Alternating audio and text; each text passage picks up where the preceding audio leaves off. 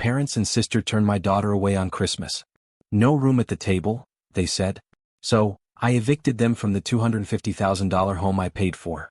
At Christmas, I was working a double shift at the emergency room. My parents and sister informed my 16-year-old daughter that there was no place for her at the table. She had to drive home alone and celebrate Christmas in an empty house. I didn't create a scene.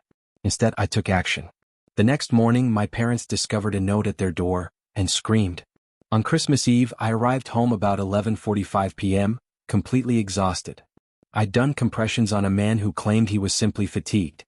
He was also blue. That type of change. So when I spotted Sophie's boots near the entryway, my initial assumption was that someone was bleeding. Then I noticed her coat drooping against the armrest, her overnight bag still zipped, and her curled up on the couch in that tight, unnatural sleep position, as if she didn't trust the furniture. I waited there, waiting for reasoning to catch up. She was meant to attend my folks' overnight tradition. She begged to drive herself only once, proud of her recently acquired license. She even departed early to be extra courteous.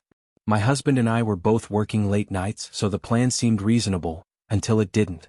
Sophie, I spoke softly. She opened her eyes immediately, like she hadn't truly slept. Hey, why are you here? She sat up gently. They said there wasn't room. I blinked. Where is the room?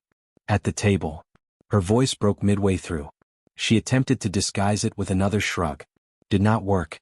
They said they didn't expect me and that there were already too many people. Grandma explained that she couldn't simply pull up another chair at the last minute. She appeared anxious, as if I were adding to her workload. You got there on time, right? Yeah, right on time. She opened the door and appeared confused, as if I'd arrived for the wrong holiday. She stopped, then added, she also stated that there were no beds remaining. There was a backup excuse.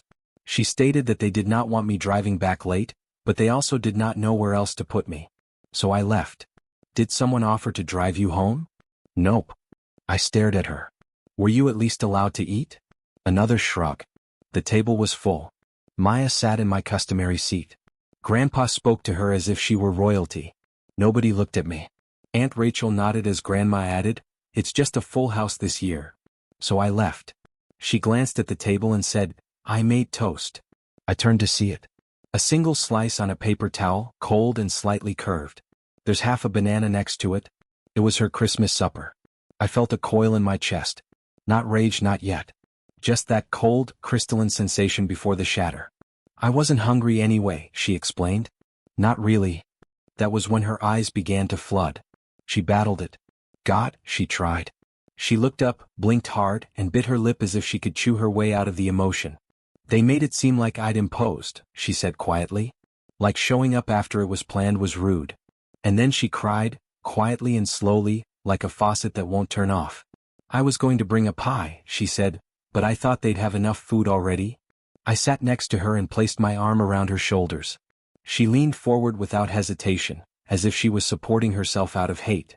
After a time, she wiped her nose against her sleeve. I know they don't like you, she told me, but I thought. She cut herself off. You thought you were just the kid, not part of it? She nodded. They didn't even say it meanly, she explained, just as if it was a practical matter, like I was a folding chair that they didn't have room for. I did not go to bed right away. I sat in the kitchen looking at her still zipped bag. She wrapped it so carefully, chose the clothing my mother mentioned she loved, and brought a small tin of cookies she prepared herself. I opened the refrigerator. There was nothing spectacular there. We had not prepared a backup Christmas. Why should we? We trusted them. That's the part one couldn't get over. Not the chili cheese toast or the scarcity of food. Not even that she drove home alone in the dark.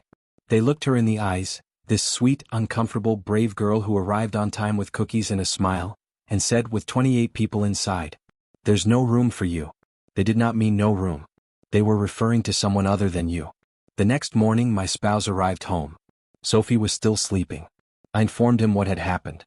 He stood there for a long period before saying, so what do we do now? I didn't respond. Not yet. But I already knew.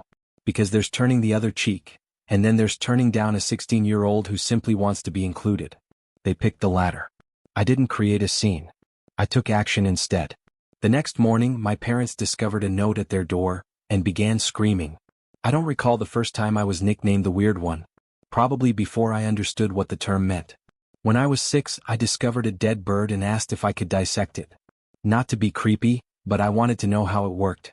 My mother smacked the kitchen counter and asked, "Jesus, Emma, what is wrong with you?" My sister Rachel screamed and informed everyone that I was attempting to build a zombie. I was grounded for scaring her. That kind of established the tone. I adored anatomy books, wanted a microscope for Christmas, and inquired about blood flow during supper. At school I was the one who raised her hand. In my family that was enough to get you dubbed a show-off. Nobody else attended college. Most did not complete high school on their first try. I was the only one who studied during the commercials. By the time I was 12, my father had started joking, half joking, that I wasn't really his. "To be mine," he'd say. Then he would laugh. I once overheard him arguing with my mother while they thought I was sleeping. He inquired whether she had ever cheated on him, saying he had always wondered because I didn't resemble anyone in the family. I didn't get much sleep that night. Never inquired about it. Still have not. By high school, Rachel had mastered her position as the golden kid. She was noisy, likable, average in school, and an expert at spinning every failure into a narrative. People adored her. She understood how to cry on cue and made it clear to everyone that she was looking out for me, the poor, awkward one who couldn't take jokes. She used to call me Dr. Freak, in front of others. She changed it to Dr. Moneybags, after I became a doctor. So, progress. When I received the scholarship, the entire ride, my folks were unusually silent. There was no celebration, no hugs. My mother inquired as to whom I expected to marry, as men dislike women who appear to be wiser than they are. I told her I might marry myself. She did not laugh. They did not give me a penny. I waited tables in medical school, performed shifts no one wanted, and returned home with painful feet and burnout in my bones. Meanwhile, my family believed I was living a dream. They made no visits. Years later, following my second residency, I landed my first steady job, which made me feel like I wasn't drowning. My husband and I met during an overnight shift, very romantic if you consider shared tiredness charming, and finally relocated to a place where we could afford more than instant noodles. And that's when the calls began. "Can you help with the electricity bill? Can you co-sign the lease? Can you speak with a doctor friend regarding Uncle Pete's back lump?" I did everything I could, most of it without hesitation. When my parents approached retirement far too soon and with little savings, I stepped in. They had never bought a home, always rented. Poor credit, terrible luck, or whatever the excuse of the year was. So, I purchased a small 2-bedroom house and handed them the keys. I told them it was a gift and that I would handle the mortgage. The house is in my name, yet they live there as if it was theirs. Rent-free. The majority of utilities are covered. Medical issues, I have insurance coverage. Yes, I have never said no. Until recently. Rachel called some months ago. Maya, her daughter, the one who can do no wrong, had been admitted to a top STEM summer camp. Rachel said, "She's got your brain," as if it were a compliment. This could change her life. I inquired how much. 11,200, she explained. But it's worth it. And you among all people. That's when I stopped listening. Sophie never attended a summer camp like that. Not because she couldn't. She never asked. She's practical and thoughtful. She wouldn't conceive of demanding that much money from me, even if she could have. I told Rachel no, respectfully but firmly. I explained that I was already financing our parents' mortgage, medical payments, and emergencies. Perhaps she could apply for financial aid or a payment plan. Her tone changed quickly. "Wow.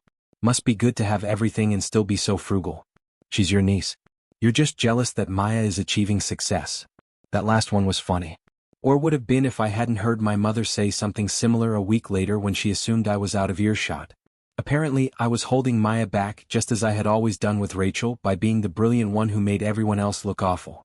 You already know this since you exist. I didn't resist it, explain, or justify. I simply said no. And I intended it. This was 3 weeks before Christmas. Sophie was pleased to attend Christmas dinner and claimed she felt grown up being trusted to drive herself. She packed an overnight bag and even wrapped small gifts for her younger cousins. I told her I would see her in the morning and asked her to text me when she arrived. She did. Everything appeared perfect. Hours later, I walked through our front door and realized the fine had seemingly been canceled. Sophie looked up from the couch with a weak smile, saying, "Please pretend this isn't a disaster." She told me in the lowest voice that Grandma had said there was no space at the table or anywhere else, despite the fact that she counted 28 chairs in use. A math problem with a single variable, her. I listened. I let her explanation bounce about the room like dropped luggage. Then I placed my arms around her and let silence do the talking. She fell asleep, still wearing the sweater she'd chosen to wow them. When the house had settled, I sat alone in the kitchen, staring at the area where her Christmas supper should have been. I repeated every mortgage payment, every energy bill, every Kuwaiti dinar that had gone permanent. They had not run out of room. They had run out of gratitude. And they had exploited my daughter to issue the memo. That was when the switch flipped. No more explanations. No more polite negotiations. I didn't even consider if I'd act, just how soon. We didn't say anything on the way over. My husband sat alongside me in silence, his hand lightly resting on my knee like a grounding wire. Not quite comfortable but sturdy. Present. That was sufficient. The morning after Christmas is always strange, foggy, as if the world is still hung over from candy and wrapping paper. I was hoping that the house would be unoccupied. It was not. There were still 2 extra vehicles in the driveway. I recognized one as Rachel's. The other possibly belonged to the relative who lingered late for leftovers. We got out. I grasped the envelope tightly. I had not slept. The shift, the situation with Sophie, the cold dinner tray on the counter that hadn't been cleaned up, it was all buzzing in the back of my mind like a blown fuse. I rang the doorbell. Waited. No one arrived. I rang again. Knocked. Nothing. Let's just leave it. My spouse said gently. I stood for a second longer and then nodded. We walked back to the car. I gently nestled the mail behind the door frame so it wouldn't blow away. I was opening the driver's side door when I heard it, a creak in the screen, a slippered footstep. I turned. My mother strolled out, wrapped in one of those fuzzy robes she always wore around the holidays, the one she used to brag about obtaining at 90% off. She bent down, picked up the letter, opened it and began reading. Her expression turned blank, then pale. Then she shouted, "David." Her voice crackled like a broken wire. "David, get out here. She is throwing us out." My father appeared at the door, dressed in the clothing he wore yesterday. "What the hell?" Rachel followed, still dressed in her Christmas jammies and cradling a mug, as if she expected a nice morning. "What is going on?" My mother turned and pointed down the driveway, as if I were a stray animal who had just urinated on her porch. "You ungrateful little..." We hopped in the car and drove away before I could hear the entire sentence. It didn't matter. I know the best hits. My phone was already vibrating when we arrived home. I ignored it. Then it buzzed again and again. The 6th time I picked up. "How dare you?" my mother shrieked. There was no hello, no pause, and no attempt to show sympathy for Sophie. "You've lost your damn mind." I held the phone away from my ear. I could still hear my father yelling in the background. "If you do this, you're no daughter of ours," he yelled. They did not ask why. They made no inquiry into what had occurred. They did not even mention Sophie, not once. I hung up. They kept phoning. Rachel began texting. I believe one message literally stated, "This will ruin your reputation. Think about your career. Oh honey, my patients do not care where my parents live." By the evening, my phone appeared to have gone through a breakup. 32 missed calls, 14 messages, and 3 voicemails. One cousin even had the courage to message, "This is not my place, but it feels extreme. You only have one mom." I did not respond to any of them. The next morning there was a knock on the door. I peeked through the peephole. Of course it was my mother. She was standing on my porch in the same fuzzy robe, carrying the eviction letter, which was wrinkled and moist from being squeezed for 2 hours. I opened the door but did not welcome her inside. She did not wait. "Are you really doing this?" she hissed. "After what we've done for you?" I let that sit for a moment. Then I gently asked, "You mean the house I bought for you? Which bills did I pay?" "I arranged for health insurance because your Medicare did not cover your blood pressure medications." She flinched for milliseconds.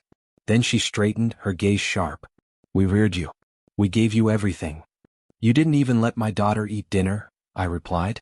That temporarily stopped her, but she recovered quickly. "Do not be theatrical. We did not have enough chairs." "There were 28 people there," I explained. "Even a neighbor." Her lips were squeezed tight. "I didn't send that letter to be cruel," I clarified. "But if you think you can treat Sophie like she's disposable..." "Oh, for God's sake," she exclaimed, suddenly enthusiastic again. "Stop acting as if we are monsters. You are the one pulling your family apart due to a misunderstanding, and now you're threatening your parents." She held up the letter as if it were evidence in a trial. Then, and I swear this seemed like theater, she ripped it in half. Just stood there and tore it down the middle as if it would nullify the judicial process. There, she said. That's finished. Now, if you want us to forgive you, pay for Maya's science camp and stop throwing this foolish tantrum. She smiled as if she had just fixed everything. I didn't say anything because I sensed they weren't taking me seriously. Not for 1 second. Not when I was a child. Not when I became a physician. Not even now. To them, I was still the awkward, science-obsessed girl who should be grateful for scraps and keep her place. The girl they despised but never truly admired. They assumed I wouldn't follow through. But they were mistaken. So, I let my mother stroll off the porch, muttering to herself like the hero of a sad play, and I closed the door quietly and calmly. But in my mind I was already planning the next step. My mother ripped up the eviction letter in front of me as if it were a gutter cleaning flyer, after accusing me of being selfish, loveless, and emotionally unstable. Then she mustered the courage to grin and said, "Pay for Maya's science camp and we'll forgive you," she said. "We will forgive you." As if they were the victims. Turning away my kid for Christmas was a failure in decorum rather than cruelty. 2 mornings later, I met with an attorney. I listed everything: the house in my name, the mortgage I had been paying for 7 years, the bills, the dental plan, and the quiet sacrifices. He did not flinch. "I assume you want a formal eviction," he replied as if it were the weather. I nodded. The warning was sent out that same week. 60 days. Paper stamped. Signature obtained. And this time they couldn't just take it up and pretend it didn't exist. I maintained paying the mortgage. I wasn't going to let my credit suffer for the sake of a statement. But everything else? Gone. Utilities, cable, medical reimbursement. They received a crash tutorial in what no support looks like. 2 weeks later somebody knocked on my door. It was Aunt Laura. I thought she was a good aunt. She brought a tin of cookies and a practiced expression of worry. "Katie," she said, "I just want to talk." I allowed her inside. I already understood why she was there. We sat in the kitchen. I poured tea. Neither of us touched it. "It just doesn't sound like you," she explained. "Throwing out your parents over a misunderstanding," she continued gently. I laughed once. Not gently, I informed her about the house, the expenses, and the Christmas Eve treachery, how my parents had accommodated 28 individuals, including a neighbor and 2 cousins I hadn't spoken with in a decade, but not their own granddaughter. Aunt Laura paled. "I didn't know," she replied. "They didn't tell you," I explained. She walked away as if she couldn't stop thinking about what she had heard. 3 days later, I received an SMS that I had not previously understood. I do now. 1 week before the deadline my lawyer called. "They haven't moved at all," he explained. "Then we proceed," I said. I listed the house the same day, set a reasonable price, not too expensive. I wasn't aiming to maximize value. I simply wanted it to be over. A buyer made a bid quickly. Families enjoy that area. They simply wanted it empty. "Vacant possession is required," my representative reminded me. "Noted," I said. I did not go the day they were removed. The new owners handled the situation legally. I heard it was not pretty, but what happened next was not better. Rachel took them in. Of course she did. My sister used to cosplay as the better daughter. She conducted interviews with cousins as if it were a publicity tour. "She's abandoning them," she remarked. All because of one holiday mishap. 3 weeks later she showed up at my door, her eyes bloodshot and her hair in a frizzy bun. "I can't do it," she said, not even saying hi. "They are continuously fighting. Mom believes the living room is too small. Dad claims that my children are noisy.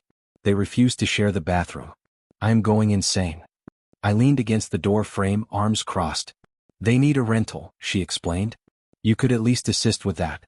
Just enough for a deposit." "No, Emma. On Christmas Eve you stood there and watched as she was sent away. That was your decision. This is mine." She blinked, then turned to walk away. A week later she also kicked them out. They ended up in a rental that no one would recommend. 2 rooms, 1 heating, and a front step that tilted like a shrug. Their pension barely covered the rent and groceries. Gone were the trips, dinner parties, and cruise they had planned for their anniversary. They tried to elicit sympathy from the extended family. Said I had cut them off without warning, that I was unstable, that I had always been cold. But by then I had quietly chatted with the uncles and cousins. I sent them documents of the invoices I had paid. I forwarded the eviction letter, which was time-stamped and certified. One cousin simply said, "Wow."